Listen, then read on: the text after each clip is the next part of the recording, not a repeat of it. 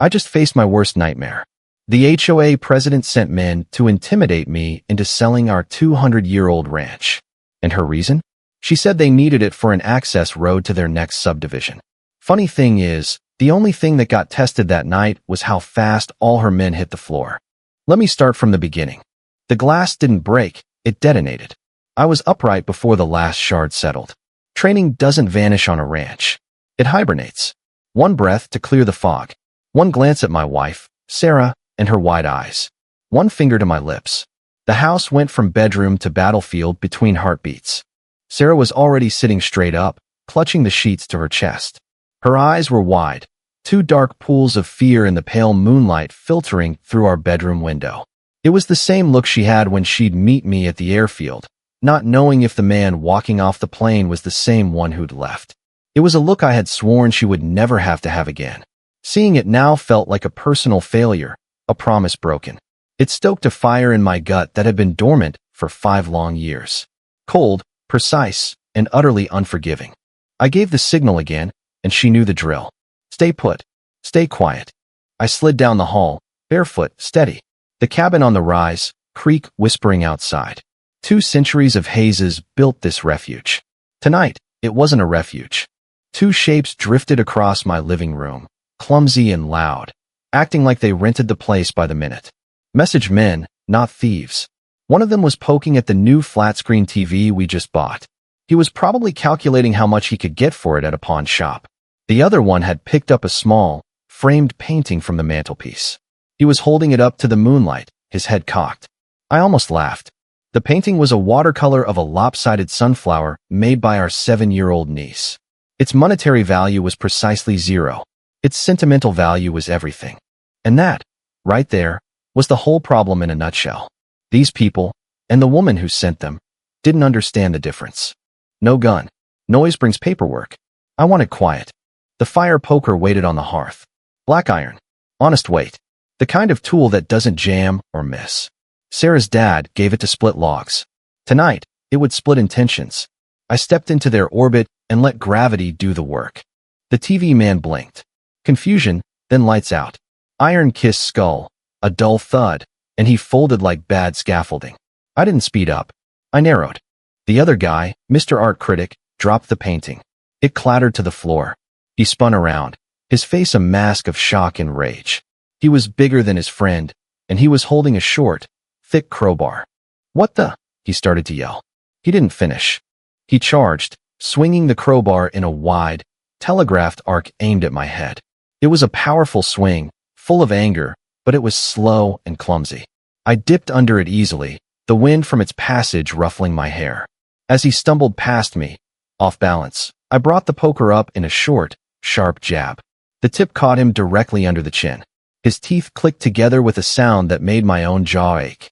His head snapped back violently, and his eyes rolled up into his skull. He fell backward, stiff as a board, landing with a heavy boom that shook the floor. 2 down. Silence returned to the house. It was a heavy, thick silence punctuated only by the ragged sound of my own breathing. Far away, I heard a siren begin its lonely cry. I hadn't called anyone. That would be my neighbor, Milo. Good old, perpetually panicked Milo. He lived a quarter mile down the county road and watched the valley through his blinds like a hawk. A moth bumping against a streetlight was enough to get him on the phone with the police. For the first time, I was grateful for his endless anxiety. I quickly checked the 2 men. Both were breathing, shallow, but steady. They were out cold. In the kitchen drawer, tucked behind the aluminum foil, were a few industrial-strength zip ties, a holdover from a past life I couldn't quite shake. In less than a minute, both men were hog-tied, their wrists and ankles secured behind their backs. By the time the first police car pulled up, its lights painting the walls in frantic strokes of red and blue, the scene was contained. The taller deputy clocked the broken window, then my zip-tie handiwork, then me. Bare feet, steady hands. You military? He asked. Used to be, I said. He nodded once, like that explained the floor decor. While they read rights and checked pulses, I lined the intruders' phones on the counter and slid a steel mixing bowl over them to choke the signals. Old habit. One lock screen glowed with a text preview. Confirmed delivery. Key under planter. No name, just a Cedar Valley address. Sarah appeared at the bottom of the stairs, her robe pulled tight around her. She looked at the two unconscious forms on our new area rug. Then her eyes found mine. The fear was gone. In its place was a look of weary resignation. "This is her, isn't it?" she asked, her voice barely a whisper. I didn't need to ask who her was. There was only one person it could be. Cynthia Vance, president, treasurer, and supreme leader of the Cedar Valley Homeowners Association. We've been getting her violation notices for weeks. Clipped, passive-aggressive little notes about the exact shade of our front door, the unauthorized species of flowers in our garden beds, the placement of our garbage cans. We thought it was just the petty obsession of a bored woman with too much power. We were wrong. This was something else entirely. "Yeah, Sarah," I said, my voice low. "I think it is." The doorbell chimed, sharp and demanding. The police were here. I looked at the shattered window, the broken glass glittering like diamonds on the floor. I looked at the two thugs I had just neutralized in my own living room. This wasn't about enforcing bylaws anymore. This was a declaration of war. Cynthia Vance had just made her opening move, and it was a loud one. She clearly thought I was just another suburban dad who would be scared into submission. She had no idea who I was or what I was capable of.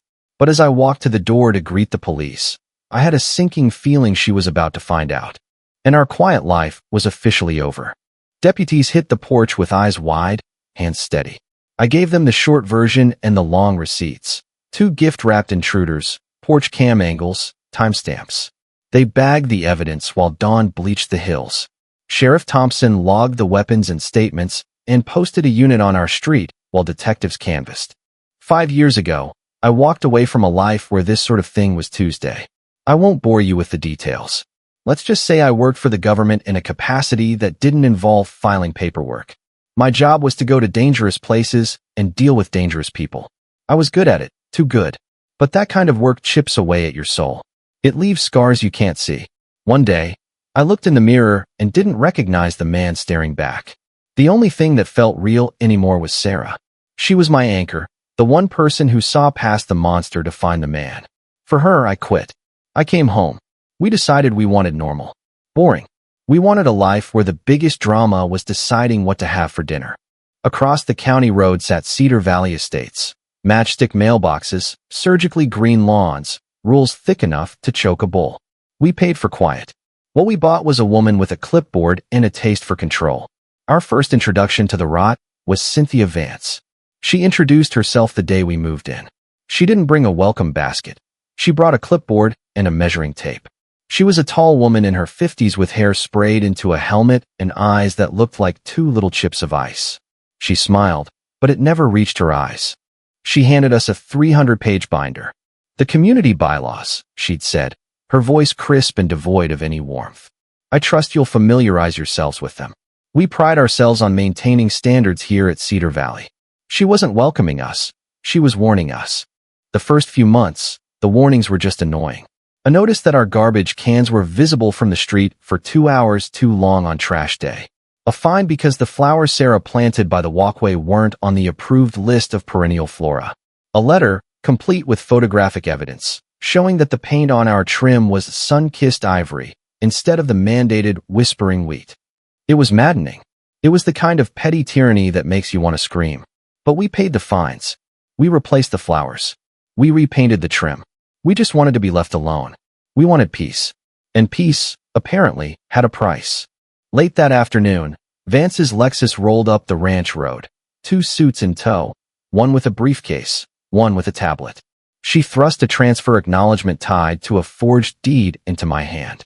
I tore it in half. Her smile died. The snub-nosed revolver cleared her blazer, steady and cold. "Last chance," she said. I stepped in, twisted her wrist, and she went down hard in the gravel, the gun popping once as it jerked skyward. The shot tore harmlessly through the barn's tin roof. No one was targeted. Down the ridge, red and blue lights crested the hill as Sheriff Thompson's truck barreled toward us. The suits froze. Thompson rolled up, lights still spinning, took the revolver into evidence, logged the forged papers, and radioed his deputies to stop Vance's men when they tried to bolt. Sarah was the one who bore the brunt of it. I'd come home from my consulting job, a boring desk job I'd taken that used my brain but not my old skills, and find her frustrated, another white envelope from the HOA in her hand. It was a war of 1,000 paper cuts, and Cynthia Vance was bleeding us dry, $125 fine at a time. My wife, my strong, resilient Sarah, was starting to look stressed. The light in her eyes was dimming. This perfect neighborhood was becoming her prison, and Cynthia was the warden. Then came the break-in. This wasn't a fine. This wasn't a letter. This was a violent, physical escalation. This crossed a line. Those two weren't random burglars. They were sent. And the only person who had a problem with us was Cynthia Vance. But why? Why go from complaining about flower colors to sending thugs to my home? It didn't make sense. The risk was huge. The potential payoff? What? Scaring us into what? Planting the right flowers? It was a massive overreaction. I stood in my quiet kitchen, the coffee maker gurgling, and stared out at the perfect, peaceful street. Nothing about this added up. Cynthia Vance was intelligent. Her campaign of harassment had been surgical, always staying within the twisted logic of the HOA bylaws. She was a snake, not a sledgehammer. Sending two goons to my house was a sledgehammer move. It was messy. It was reckless, which meant one of two things. Either she was getting desperate, or the stakes of this game were much, much higher than a perfectly manicured lawn. I didn't know what she was really after, but I knew I was done playing defense. It was time to find out what Cynthia Vance truly wanted. And I had a feeling the answer wasn't in the HOA handbook. The first step in any conflict is to know your enemy. The problem was, all I knew about Cynthia Vance was that she was the iron-fisted ruler of our suburban paradise and had an unhealthy obsession with beige paint. I needed more. The police weren't going to be much help.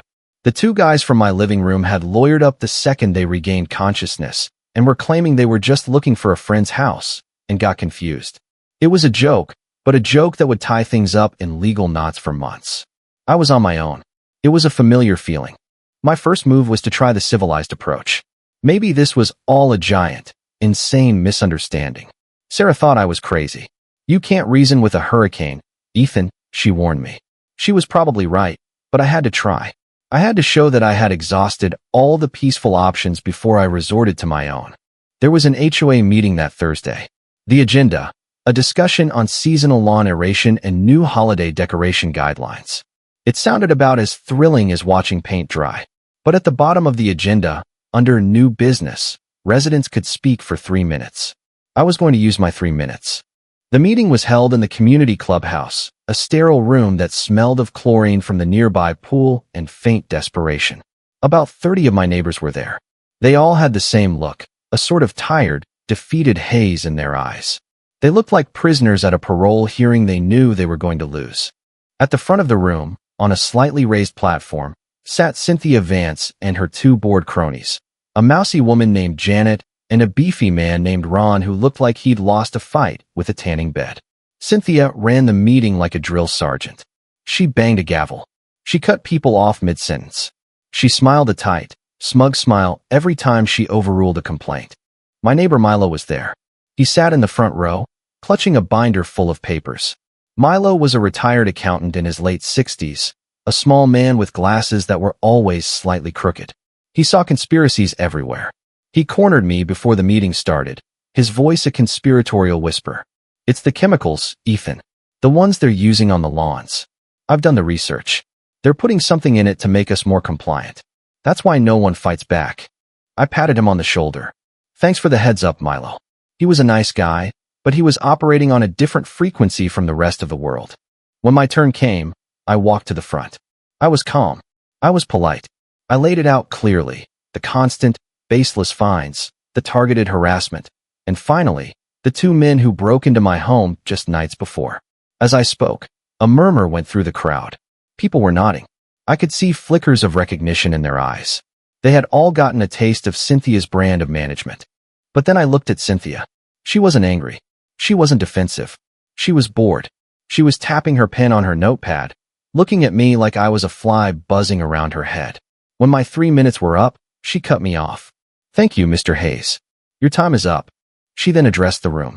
As you know, she said, her voice dripping with fake sympathy, we've had some issues with our newest resident, Mr. Hayes, failing to comply with community standards. It's sad when one person's refusal to cooperate affects us all. She paused, letting her words sink in. As for his more dramatic accusations, she continued, I've spoken with the police. There is no evidence whatsoever linking a random burglary to the HOA. It's a sad sign of our times, but crime can happen anywhere. She made it sound like I was the problem, the troublemaker, the one bringing down the neighborhood. Then came the killing blow. In light of Mr. Hayes's continued violations and his clear disregard for the safety and harmony of our community, I am proposing a special assessment. A gasp went through the room. To cover the legal fees associated with these baseless accusations and to hire a private security patrol to protect us from the element Mr. Hayes seems to attract. She was making them pay for my audacity to fight back. She was turning my neighbors against me.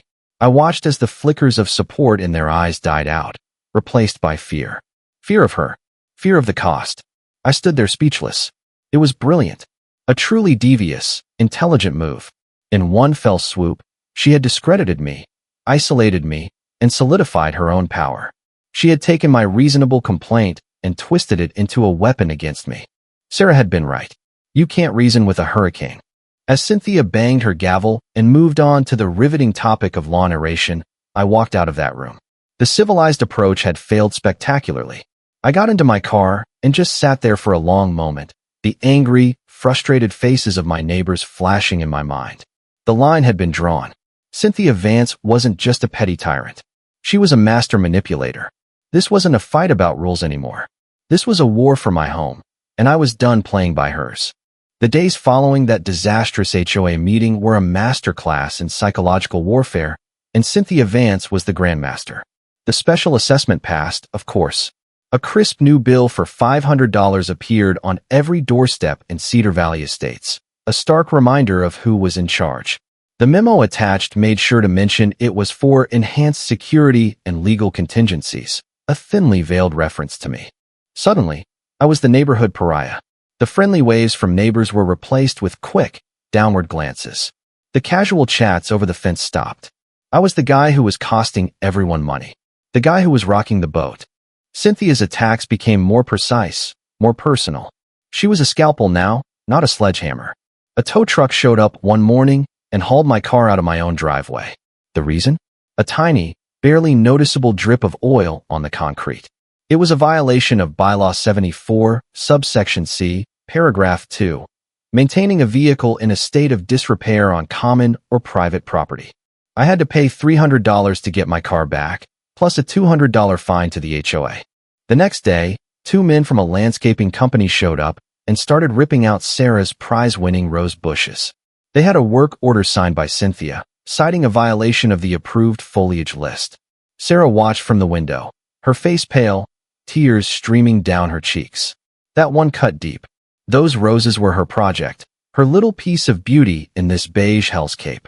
They came in waves: roof, paint, structural, clipboards for shields, smiles for citations. Legal on paper, predatory in practice. Bureaucracy as a weapon. Vance's favorite caliber. My old life had taught me to handle physical threats. Men with guns, men with bombs. I knew the playbook for that. But this was different. How do you fight a 300-page rule book? How do you combat an enemy who uses fines and liens as weapons? I could feel the pressure mounting. The constant stress was a heavy blanket over our home. Sarah stopped tending to her garden. She just sat inside, looking out the window. The joy we'd felt when we first bought this house was gone, replaced by a constant, low-grade dread.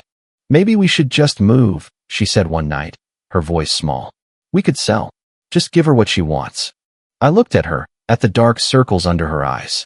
Part of me wanted to say yes, to just pack it all up and run, find another town, another quiet street. But another part of me, the stubborn, angry part, refused.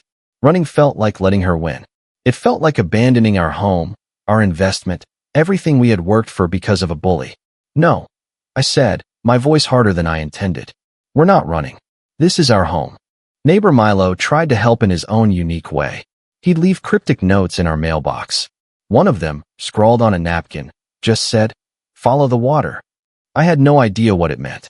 Another time, he caught me by the curb as I was getting the mail. "She replaced the whole sprinkler system last year," he whispered, looking around nervously. "The whole system for the entire neighborhood. Cost a fortune. Said the old one was inefficient." But but I saw the invoices. The company she used. It's owned by her brother-in-law. He looked at me, his eyes wide behind his crooked glasses, expecting a huge reaction. At the time, it just seemed like standard, garden-variety corruption. A little kickback for a family member. It was slimy, but it didn't explain the personal vendetta against me and Sarah. I filed it away as just another piece of Milo's paranoid rambling. The breaking point came with a certified letter. It was thick. Inside wasn't an invoice. It was a notice of trustee's sale. According to the paperwork, title had transferred 2 weeks earlier via a quitclaim to a LandDev Pro shell, triggered by invented compatibility fees. The notarization was forged. The substitute trustee was a name I'd never heard, and the auction date was circled in red, 30 days out. Foreclosure. They were going to try and take our home. I stood there in my kitchen, the letter shaking in my hand. I could feel the blood pounding in my temples. This was it. This was the endgame.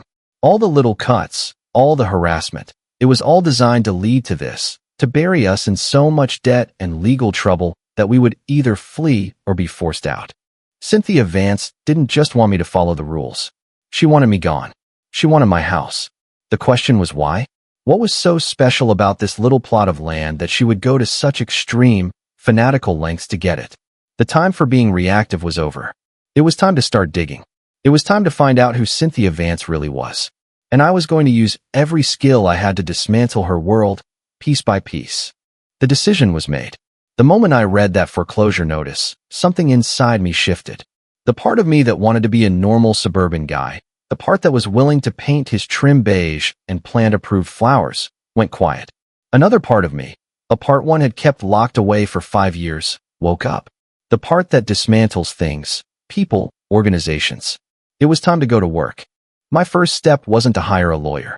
My first step was to turn my quiet suburban home into an intelligence-gathering hub.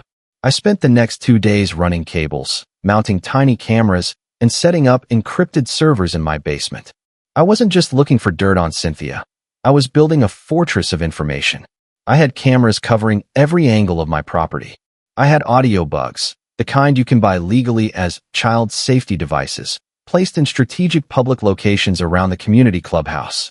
I put a GPS tracker on my own car, not to see where I was going, but to create a log of every time it was improperly towed or ticketed.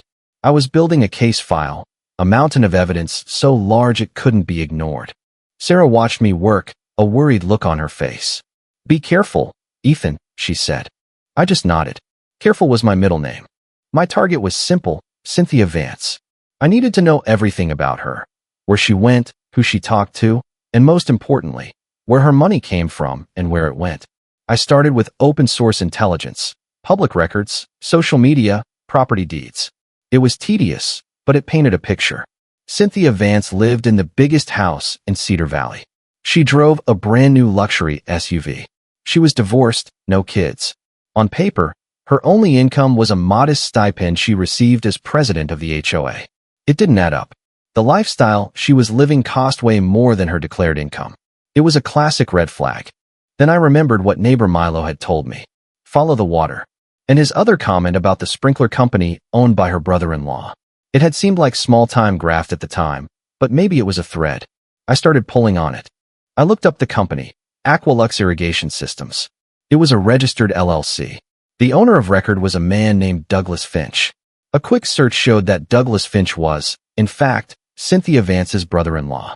Milo was right. I dug deeper, pulling up the HOA's financial statements, which were technically public record for all homeowners, though they were buried on a password-protected website that was almost impossible to navigate. That's when I found it. The invoice for the sprinkler project was for nearly $500,000, an astronomical sum. But that wasn't the twist. I started looking at other contracts, landscaping, paving, pool maintenance, security services. Every major contract the HOA had signed in the last 3 years had gone to a company that, after a little digging, I could trace back to a member of Cynthia's extended family or a shell corporation owned by one of her close associates. She hadn't just given her brother-in-law a contract. She had turned the entire HOA into her own personal slush fund. She was bleeding the whole neighborhood dry, using our fees to enrich her own family and friends through massively inflated contracts. The special assessments, The fines, it wasn't just about power. It was about generating more revenue for her to embezzle. This was big. This was wire fraud. This was racketeering. It was enough to put her away for a long time. But it still didn't feel like the whole story. This level of corruption explained why she wanted to maintain control of the HOA, but it didn't explain the relentless, obsessive campaign against me. Why drive me out specifically? Why risk everything with a clumsy home invasion just to get rid of one resident? There was still a piece missing. The key came from the most unlikely source, Milo. He showed up at my door one evening, looking more agitated than usual. He was holding a faded, yellowed map. It looked old. I found it, he whispered, shoving it into my hands. In the county archives. I was looking for proof of the mind control chemicals, but I found this instead. It was a plat map of the area from 50 years ago, long before Cedar Valley was ever built. The land was mostly undeveloped farmland. The notary seal was weirdly crisp, the same registration number I'd seen on 3 HOA filings from this year. I looked at the map, confused.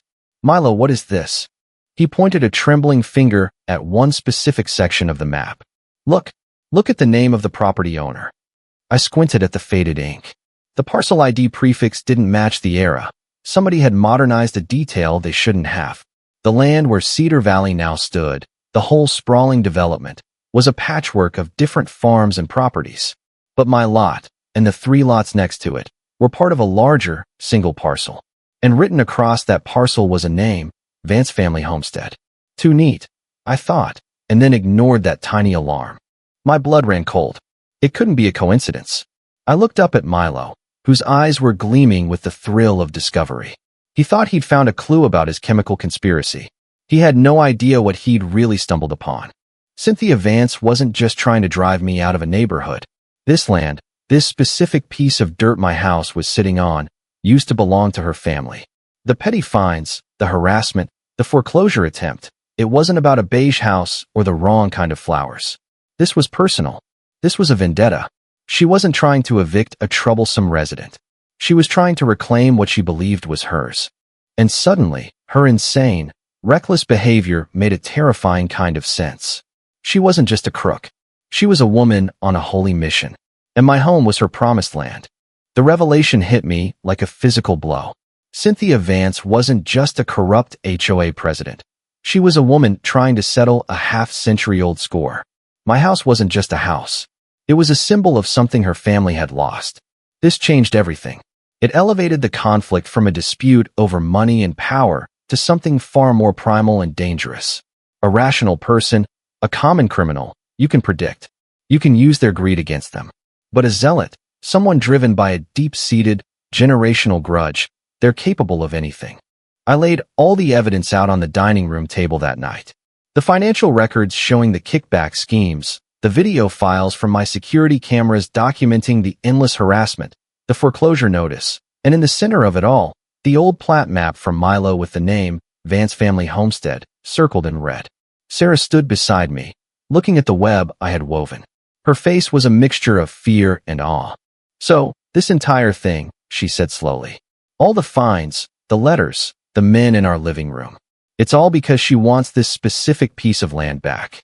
It looks that way, I said. The corruption is real. That's how she funds her lifestyle and keeps her cronies loyal. But the obsession with us, it's personal. She's trying to force us out so she can buy the property for pennies on the dollar at a foreclosure auction. She wants to reclaim her ancestral home. Sarah wrapped her arms around herself. Ethan, this is insane. This woman is unhinged. What are we going to do? That was the question, wasn't it? I had a mountain of evidence, enough to go to the FBI, probably.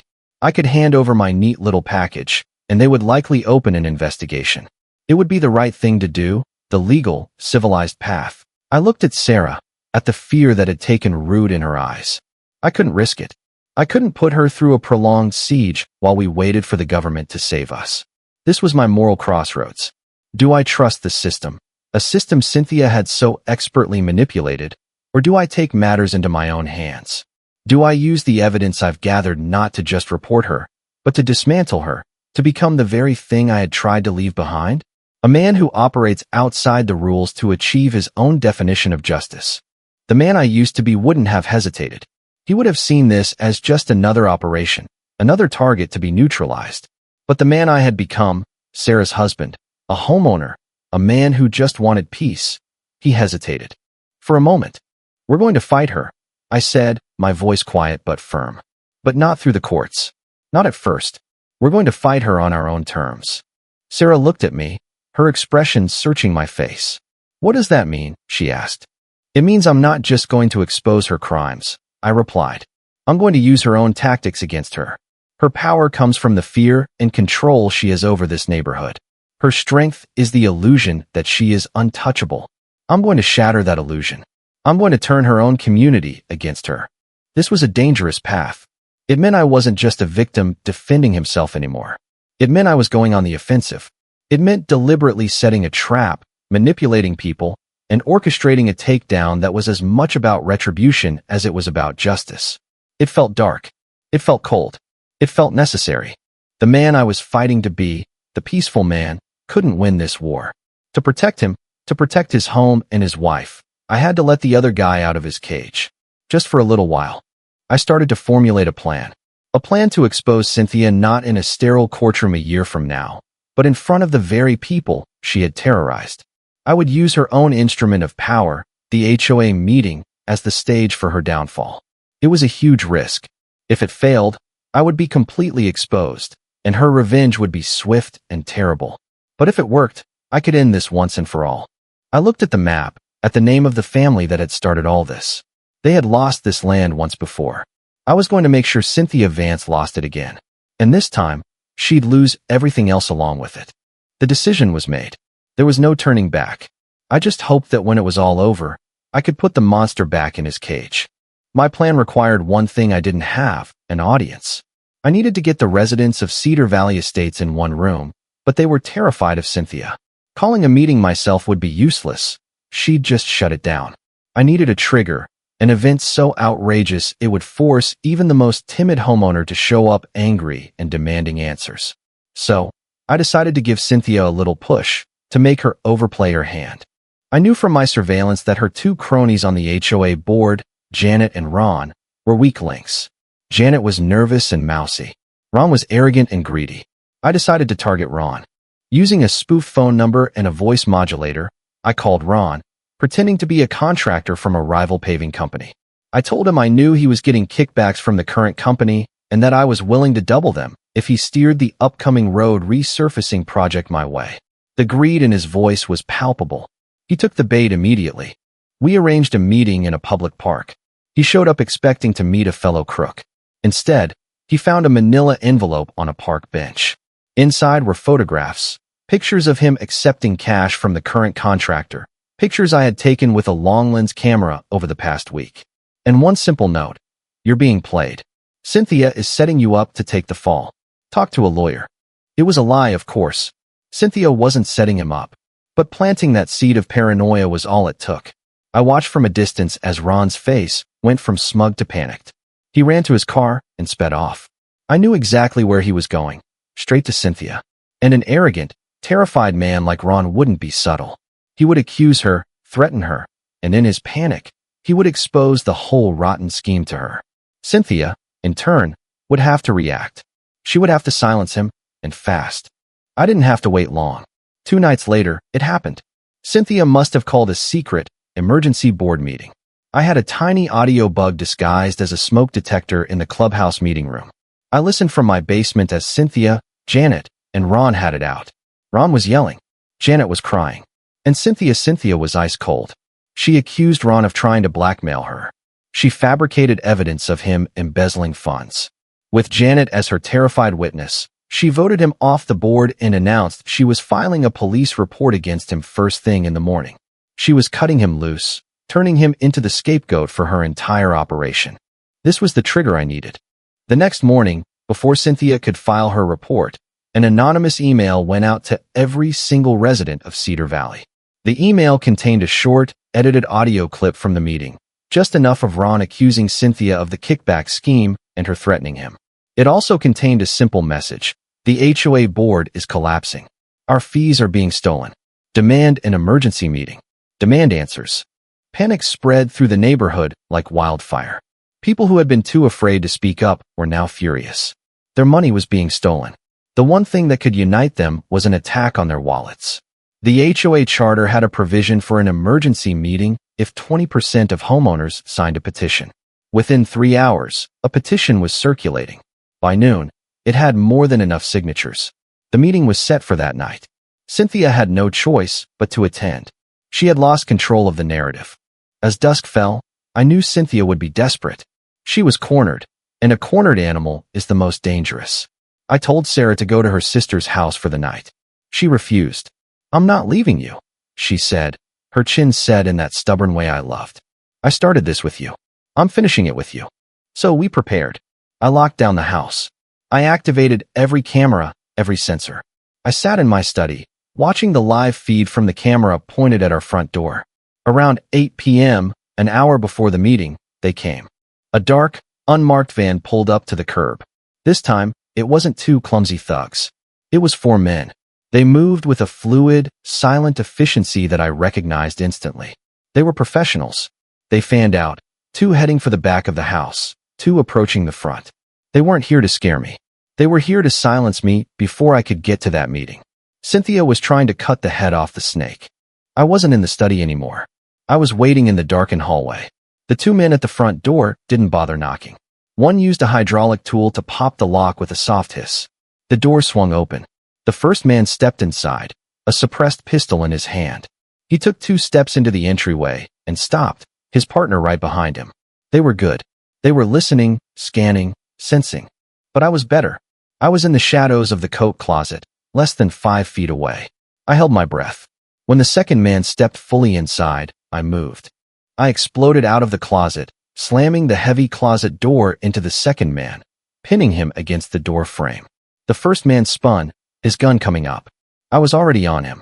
I grabbed his weapon hand, twisting it downwards and inwards, breaking his wrist with a sickening crunch. He gasped in pain. I drove my knee into his chest, sending him stumbling backward, then brought my elbow down on the back of his neck. He crumpled to the floor, out cold. The second man had untangled himself from the door and was bringing his own weapon to bear. I didn't give him the chance. I kicked the gun out of the first man's broken hand. It skittered across the floor. I scooped it up in one smooth motion. The second man fired, the suppressor making the shot a quiet thud. The bullet tore through the plaster on the wall behind me. I didn't aim for center mass. I aimed for his leg. My shot was just as quiet. It hit him in the thigh. He screamed a choked, guttural sound and collapsed, clutching his bleeding leg. Suddenly, I heard a crash of glass from the back of the house. The other 2. They were in. Sarah was upstairs. A wave of pure, cold rage washed over me. I left the 2 men in the entryway and sprinted toward the kitchen. They were coming through the shattered patio door. 2 more dark shapes, guns up, moving fast. "Clear," one of them yelled. I flattened myself against the wall at the edge of the kitchen, using the refrigerator as cover. One of them entered, sweeping his gun across the room. As he passed my position, I lunged, tackling him low and driving him hard into the kitchen island. His head hit the marble countertop with a hollow thud. The last man standing fired twice. One bullet grazed my shoulder, a hot, searing pain. The other slammed into the refrigerator behind me. I gritted my teeth against the pain and rolled, coming up on one knee. He was good. He was already moving, seeking a better angle. But my house was my territory. I knew every shadow, every corner. He expected me to be where I was. He didn't expect the fire extinguisher. I grabbed it from its mount on the wall and blasted him full in the face with a thick cloud of white chemical foam. He staggered back, blinded and choking. It was all the time I needed. I closed the distance and dispatched him with a single, precise blow to the temple. It was over. The whole thing had taken less than 30 seconds. Silence descended on the house, broken only by the whimpering of the man I'd shot in the leg. My shoulder was burning, and my house was a wreck. But we were alive. The meeting was in less than an hour. It was time to end this. Adrenaline is a wonderful painkiller. My shoulder felt like it was on fire, but my mind was crystal clear. I took 60 seconds. 60 seconds to zip tie the 3 conscious intruders and check on the ones I'd knocked out. They'd all live. I grabbed a roll of duct tape and efficiently silenced the one who was still groaning about his leg. I hit 911 on speaker, identified myself, reported 4 intruders secured, and 1 GSW to the thigh. Dispatch patched me to Sheriff Thompson. Units and an ambulance were en route. ETA 9 minutes. Then I went upstairs. Sarah was at the top of the stairs, holding a heavy lamp like a club, her face pale but resolute. "Is it over?" she whispered. "For now," I said, grabbing a towel and pressing it against my bleeding shoulder. "Stay here. Lock the door. Don't open it for anyone but me." She nodded, her eyes filled with a terror that hardened my resolve into something sharp and brittle. I dragged the 4 men into the basement and locked the door, leaving them for the police to find later. Then I went back to the man I'd shot, the one who now had a strip of duct tape over his mouth. I pulled up a kitchen chair and sat down in front of him. I ripped the tape off. He winced. "Who sent you?" I asked, my voice low and even. He just glared at me, spitting blood onto the floor. "I'm not telling you anything." I sighed. I didn't have time for a lengthy interrogation. I leaned in close, my face inches from his. "Look around you," I said softly. "Look at my house. Look at your friends in my basement. Do I look like a man who has a lot of patience left? You have one chance. You can talk to me, or you can wait for the police to get here. But I can't guarantee what condition you'll be in when they arrive." Fear finally broke through his tough guy facade. He saw something in my eyes that told him I wasn't bluffing. "It was Vance," he mumbled. "Cynthia Vance." I nodded. "I know that. I want to know why. Why send a team like you? This isn't a simple scare tactic. This is a wet work team. Who are you people?" He hesitated. I just stared at him, my silence more menacing than any threat. "We're consultants," he finally stammered. "Private security. We handle problems for corporate clients." Quietly. "So Cynthia Vance is a corporate client?" I pressed. "What corporation?" He shook his head. "It's not like that. She's not the client. She's a regional manager." The pieces clicked into place with a sickening thud. Cynthia wasn't just enriching her family. She wasn't just a woman with a personal vendetta. The shell companies, the kickbacks, the systemic embezzlement. It was too organized, too slick for one woman, no matter how intelligent. It was a corporate playbook. "What's the name of the corporation?" I demanded. He licked his dry lips. "Landdev Pro," he whispered. "They're a real estate development company. A big one." Suddenly, everything made a horrible kind of sense. Cedar Valley wasn't just a housing development. It was a cash cow. Landdev Pro had built it, and they had installed Cynthia as the HOA president to run it. Her job was to use the HOA to systematically fleece the residents, generating millions in untraceable revenue through phony contracts and fines, which was then funneled back to the corporation. It was a parasitic relationship, with us as the hosts. My fighting back wasn't just threatening Cynthia's personal agenda, it was threatening a massive, illegal profit center for a powerful corporation. Then came the final, gut-wrenching twist. "So, the vendetta," I said. "The Vance family homestead that was all just a story?" "A lot." The man actually gave a short, bitter laugh. "Her family?" "Her family were dirt-poor tenant farmers. They never owned anything. Vance isn't even her real name. It was assigned to her. The corporation bought this land cheap 50 years ago. They knew a new highway was planned nearby. They've been sitting on it ever since. The Vance homestead story was the cover she was supposed to use if anyone got too close. A way to make her obsession seem personal and crazy, not corporate." I felt the floor drop out from under me. It was all a lie. The personal vendetta, the generational grudge that I thought was the core of her madness. It was a script, a calculated fiction created by a boardroom full of lawyers to hide a cold, ruthless corporate conspiracy. She wasn't a zealot on a holy mission. She was an employee, a middle manager in a criminal enterprise. My fight wasn't with one deranged woman. It was with a faceless, powerful corporation that had sent a team of killers to my house to protect their bottom line. The game was infinitely bigger and more dangerous than I had ever imagined. Milo's map wasn't a clue to Cynthia's past. It was part of the corporation's manufactured legend. They had probably planted it in the archives themselves. I stood up, my mind reeling. The pain in my shoulder was a dull throb compared to the chilling realization of what I was up against. I had been playing chess with a pawn, not realizing there was a whole team of queens and rooks standing behind her. I looked at the clock. The meeting started in 20 minutes. My plan to expose Cynthia Vance in front of her neighbors suddenly seemed hopelessly naive. How could I fight a ghost? How could I take down an entity like Landdev Pro? I had poked the hornet's nest, and now the entire swarm was coming for me. For a full minute, I just stood there in my wrecked kitchen. The scope of it all was staggering. Land Dev Pro, a corporate behemoth, playing games with people's lives, using my neighborhood as their personal ATM. Cynthia wasn't the mastermind. She was just the local face of a much larger evil. My plan to expose her felt like trying to take down a dragon with a pea shooter. But then I looked at the shattered patio door, at the bullet hole in my refrigerator. I thought of Sarah upstairs, holding a lamp for protection. The rage returned, cold and clarifying. I didn't care how big they were. They had brought the war to my home. I was going to bring it right back to them, starting with their star employee. I grabbed my phone and the audio recorder with the confession from the hired gun. I also grabbed the small, disguised audio bug from the clubhouse smoke detector. I put on a dark jacket to hide the blood on my shoulder, took a deep breath, and walked out my front door. 2 patrol cars were idling a block down by then. I texted dispatch the basement door code and live camera link, got Thompson's okay to step into the meeting, and locked the deadbolt behind me. The clubhouse was packed. Every seat was filled, and people were standing along the walls. The air was thick with anger and confusion. This wasn't the usual defeated crowd. These people were scared, but they were also furious. The anonymous email and the rumors about Ron had worked. They felt betrayed. They wanted blood.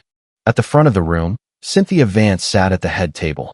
She looked poised, confident, but I could see the tension in her jaw. She scanned the crowd, her eyes searching for me. When she saw me walk in, a flicker of genuine shock crossed her face. She had expected me to be gone, a problem that had been quietly and permanently solved. Seeing me standing there, alive and very much present, threw her completely off balance. For the first time, I saw a crack in her perfect, icy facade. The meeting began in chaos. People were shouting questions, demanding to know what happened to Ron, where their money was going. Cynthia banged her gavel, her voice sharp as she tried to regain control. Order. This is not a mob. We will follow procedure. She tried to steer the conversation, to paint Ron as a lone embezzler, but I wasn't going to let her. I walked to the front of the room, to the single microphone set up for residents. I didn't wait my turn. I just stood there until the shouting died down and all eyes were on me. My name is Ethan Hayes. I began, my voice calm and carrying through the silent room. And I have some information you all need to hear. Cynthia stood up. Mr. Hayes, you are out of order. This is not on the agenda. I ignored her. I turned to face my neighbors. You've all been paying fines. You've been paying special assessments. You've been told it's to maintain community standards. That is a lie. I held up the audio recorder. What you are about to hear is a confession from one of the men who was sent to my house tonight to kill me. A collective gasp went through the room. I pressed play. The clear, terrified voice of the man from my kitchen filled the clubhouse. He spoke about Cynthia.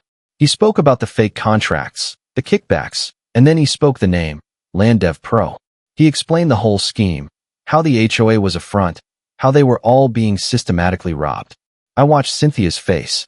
It was draining of all color. She was no longer a queen on her throne. She looked small, trapped. But I wasn't done. This was never about flowers or mailboxes. I continued, my voice rising. It was about greed. But for Cynthia, it was also about a story. A story she might have even started to believe herself. I looked directly at her. The Vance family homestead. A tale of lost land. Of a family legacy she was trying to reclaim. She used it to justify her obsession with my property. I paused, letting the drama build. That, too, was a lie. I held up the other device, the audio bug from her secret meeting. This is Cynthia, in her own words, from just a few nights ago. I played the clip. It was her conversation with Ron, the part where she threatened him, where she talked about creating a paper trail to frame him. But then I let it play longer. I let them hear the part where a panicked Ron, trying to save himself, shouted, I know about land death. I know the whole Vance story is a fake. And then Cynthia's voice, cold and furious. You will be silent. The room was absolutely still. The evidence was undeniable. It was a complete public vivisection of her power. I had turned her neighbors from a herd of sheep into a pack of wolves. And they were all staring at her. She's a liar, someone yelled from the back. And a thief, yelled another. The room erupted. The anger was no longer directed at me. It was a tidal wave directed squarely at Cynthia Vance. She stood there frozen, her mask of control completely shattered. She looked cornered, desperate. Her eyes darted toward the exit, but there was nowhere to run. Just then, the main doors of the clubhouse burst open. It wasn't more of Cynthia's thugs. It was two uniformed police officers, followed by a detective in a rumpled suit. I had called them just before I left my house. I had emailed them the audio files and a summary of the evidence. I told them where to find the 4 men I had gift-wrapped in my basement. The detective walked straight up to the podium, his eyes fixed on Cynthia. "Cynthia Vance," he said, his voice booming over the chaos. "You're under arrest for conspiracy, fraud, and multiple counts of assault." As the officers moved in and snapped handcuffs on her wrists, she finally broke. Her face contorted into a mask of pure, undiluted hatred. Her eyes found mine across the room. She didn't scream. She didn't protest. She just mouthed 2 words at me. "You're dead." It wasn't a threat from a petty tyrant anymore. It was a promise from a disposable employee of a very powerful, very dangerous corporation. They had lost their pawn, but the game was far from over. Peace is a strange thing. For years, I chased it, thinking it was a place you could find, a house you could buy. I thought it was the absence of noise, the absence of conflict. I was wrong. The downfall of Cynthia Vance didn't bring instant peace. It brought chaos, then a slow, quiet healing. Cedar Valley became the talk of the town. News vans camped out on our perfect streets. Lawyers descended like vultures. Landdev Pro, of course, denied everything. They claimed Cynthia was a rogue employee, a lone wolf. They cut her loose so fast it was breathtaking. They threw an army of lawyers at the problem, burying the case in motions and delays. But I had learned from my enemy. I didn't fight them in the shadows. I fought them in the light. I gave my evidence, the audio files, the financial records, to every reporter who would listen. The story of the corporate-controlled HOA went national. Other land dev pro communities across the country started their own investigations. Class action lawsuits piled up. The corporation that thought it was untouchable was bleeding from 1,000 cuts. Their stock plummeted. The federal investigation I thought would take years was fast-tracked by the public pressure. They were wounded badly. Back in Cedar Valley, things changed. The HOA was dissolved and then reformed under a new charter written by the residents. The ridiculous rules were abolished. The beige paint was covered over in a riot of different colors. People planted whatever flowers they wanted. Neighbor Milo was elected, against all odds, as the new president. His first official act was to try and pass a bylaw requiring tinfoil hats at all community gatherings to block the corporate mind control race. It was soundly defeated, but everyone loved him for it. The fear was gone, replaced by a sense of community we never had under Cynthia's rule. We were no longer just residents. We were survivors. Months later, Sarah and I were sitting on our back deck, the deck that had been declared a violation. The new wood was still fresh. My shoulder had healed, leaving a faint scar as a souvenir. Sarah's roses were gone, but she had planted a new garden, a wild, beautiful tangle of flowers that broke every rule in the old HOA handbook. It was perfect. She leaned her head on my good shoulder. "Is it really over?" she asked. I thought about Cynthia Vance sitting in a jail cell, abandoned by her corporate masters, refusing any plea deal out of pure, stubborn spite. I thought about Landdev Pro, still fighting, still dangerous, but exposed and weakened. The war wasn't won, but the battle for our home was. "Yes," I said. "It's over." I had learned how far a man will go to defend his own. He'll go all the way. He'll become a monster to fight a monster. He'll burn down a corrupt world to protect his own small patch of it. I looked at my wife, at my home, at the setting sun painting the sky. I had found my peace. It wasn't a place you could buy. It was a thing you had to build, a thing you had to earn, a thing you had to be willing to fight for.